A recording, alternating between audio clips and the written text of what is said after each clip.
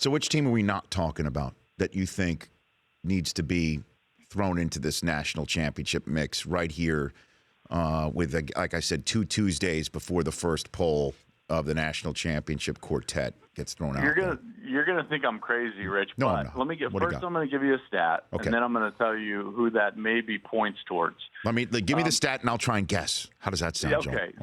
So 7 of the 8 college football playoff entrants over the first 2 years of the playoff, at this point in the season, in those respective years, were not in the top 4 of the AP poll. 7 of 8. That's pretty remarkable. So when I start looking past 4 in the poll and teams that could potentially win their conference, obviously you've got Washington. We've already talked about them. They've got a great shot. West Virginia.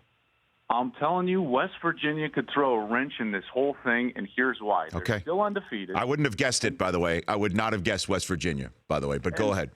They're tough, they're hard-nosed, they're scrappy, and it's really difficult to win in Morgantown. Really difficult to win in Morgantown. And here's the reason why their schedule favors them so much is that they've got TCU this weekend in Morgantown. They've got Oklahoma in Morgantown. They've got Baylor in Morgantown.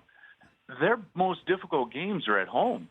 I saw them last week against Texas Tech, and listen, are they one of the 4 best teams in the country? I probably wouldn't put them on that list, but the fact remains they could earn themselves a playoff berth if they, remain undefeated and end up winning the Big 12 conference. It's not going to help that the conference is so weak, and obviously we had the whole charade with the expansion, non-expansion deal a week ago.